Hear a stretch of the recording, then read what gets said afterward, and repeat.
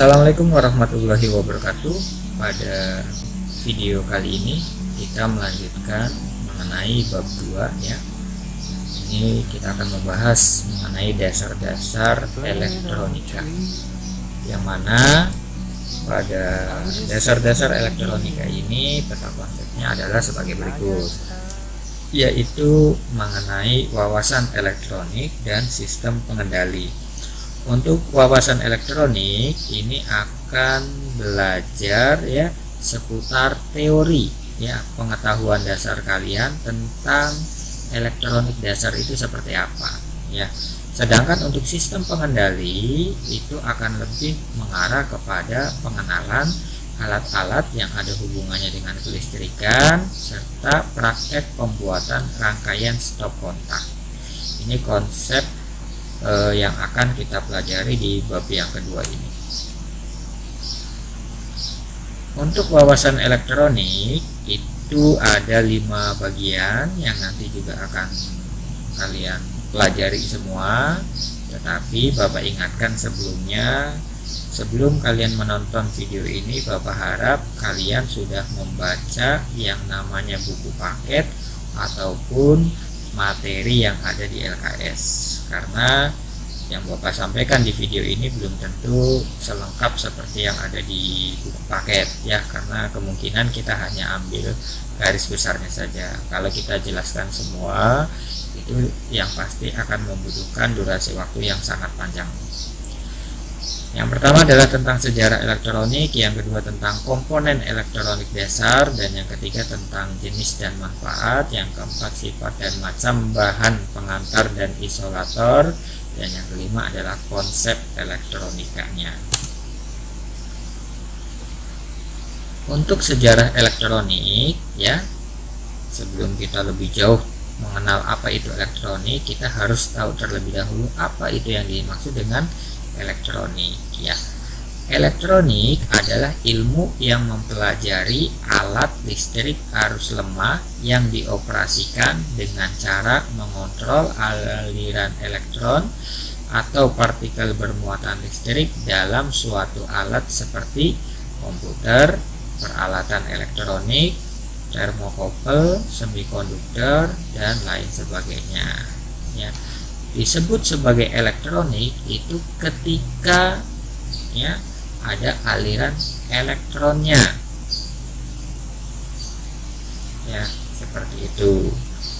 Ini pengertian daripada elektronik.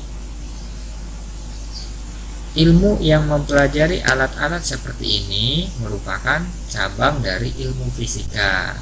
Sementara bentuk desain dan pembuatan sirkuit elektroniknya adalah bagian dari teknik elektro, teknik komputer, dan ilmu atau teknik elektronika dan instrumentasi.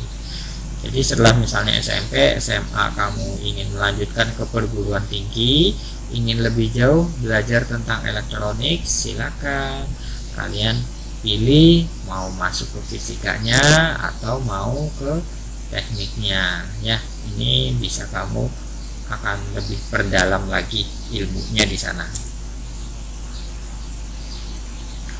Untuk sejarah elektronik sendiri itu dimulai dari abad ke-20 dengan melibatkan 3 buah komponen utama. Yang pertama adalah vakum tube ya, atau tabung hampa. Yang kedua adalah transistor, dan yang ketiga adalah IC atau integrated circuit ya. 3 komponen utama ini bukan ditemukan sekaligus tetapi bertahap ya. Yang mana yang pertama ditemukan adalah vakum tube, kemudian beda tahun beda masa berkembang menjadi transistor, kemudian baru ditemukan yang namanya IC. Dengan ditemukannya 3 komponen utama ini, misalnya komputer, televisi yang dulu bentuknya sangat-sangat besar sekali, sekarang menjadi sangat kecil ya. Karena apa? Satu IC itu bisa berisi ribuan, ratusan daripada transistor. Begitu contohnya ya. Pada tahun 1883, Thomas Alva Edison berhasil menemukan bahwa elektron bisa berpindah dari sebuah konduktor ke konduktor lainnya melewati ruang hampa. Penemuan konduksi atau perpindahan ini dikenal dengan nama efek Edison. Ini nama efeknya diambil daripada nama Thomas Alva Edison. Pada tahun 1904, John Fleming menerapkan efek Edison untuk menemukan dua buah elemen tabung elektron yang dikenal dengan nama dioda. Ya, mengikutinya tahun 9606 dengan tabung 3 elemen yang disebut trioda. Nah, ini adalah alat-alat elektronik yang biasanya pasti akan kamu temukan di perangkat elektronik yang ada di sekitar kalian. Entah itu televisi, radio, ya, ataupun perangkat elektronik zaman sekarang. Tabung hampa udara menjadi device yang dibuat untuk memanipulasi kemungkinan energi listrik sehingga bisa diperkuat dan dikirimkan. Aplikasi tabung elektron pertama diterapkan dalam bidang komunikasi radio. Jadi, komunikasi radio zaman dulu ya itu sudah menerapkan penggunaan yang namanya tabung hampa ini.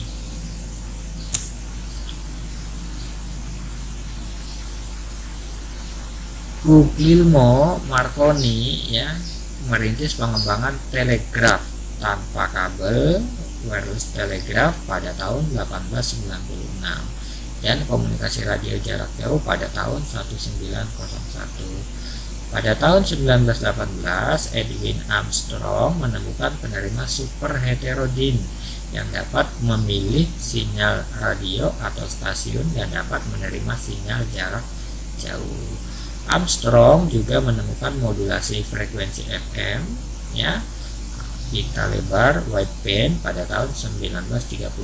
Sebelumnya hanya menggunakan AM atau modulasi amplitude pada rentang tahun 1920 sampai 1935. Radio pada awalnya hanya menggunakan AM, kemudian sekarang sudah FM. Bedanya apa? Bedanya kalau AM itu kapasitas daya pancarnya sangat terbatas, tetapi kalau FM itu sudah sangat-sangat jauh sekali. Ya, itu diantaranya yang simple.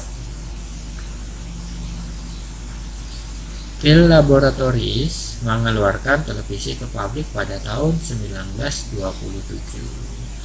Kapan televisi itu diumumkan atau mulai dikenalkan ke publik itu adalah pada tahun 1927.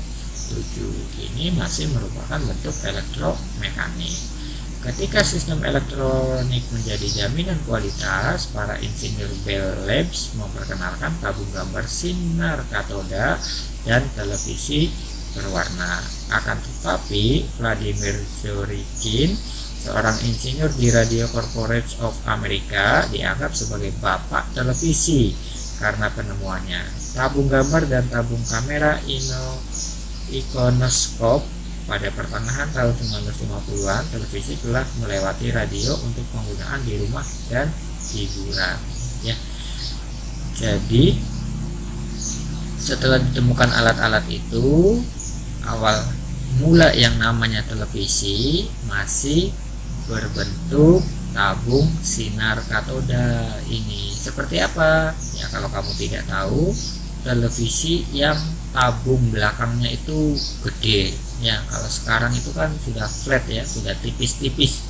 Tapi kalau dulu itu menggembung ke belakang. Kenapa? Karena ada tabung hampa untuk memancarkan sinar katodanya itu. Ya. Nah, dikenalkan ke publik, mungkin dijual belikan itu pada tahun 1950-an. Tetapi di negara kita seperti perangkat teknologi yang lain, itu kita merupakan negara yang bisa dikatakan tertinggal dalam hal pemakaian perangkat teknologi canggih. Setelah perang, tabung elektron digunakan untuk mengembangkan komputer pertama, tapi tabung ini tidak praktis karena ukuran komponen elektronikanya.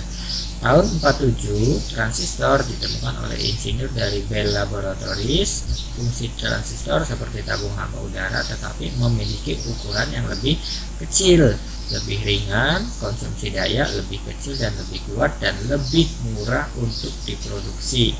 Sehingga dengan adanya kombinasi penghubung metalnya dan bahan semikonduktor, ya, seperti yang sudah kita sampaikan sebelumnya, pada zaman dulu ketika komputer itu masih menggunakan tabung hampa, satu komputer itu bisa berukuran setengah dari ukuran kamar 3x4, ya.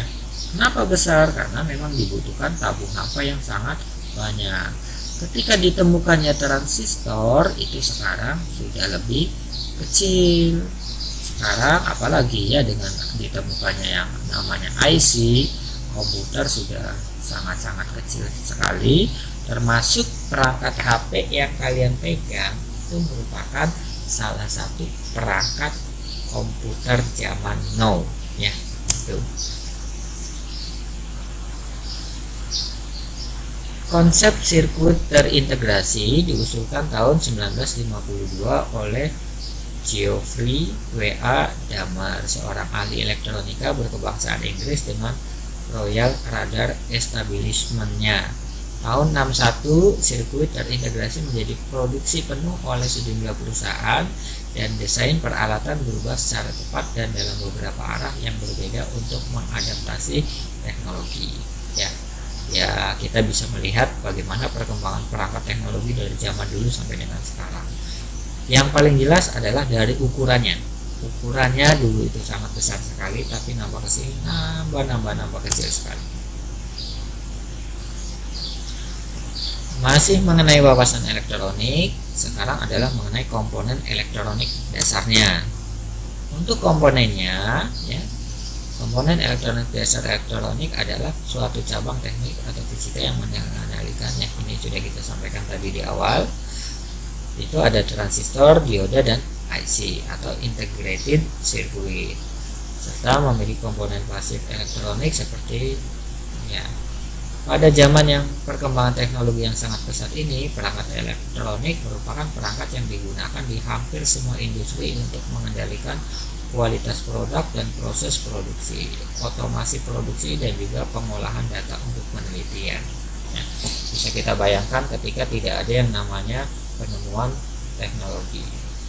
Misalnya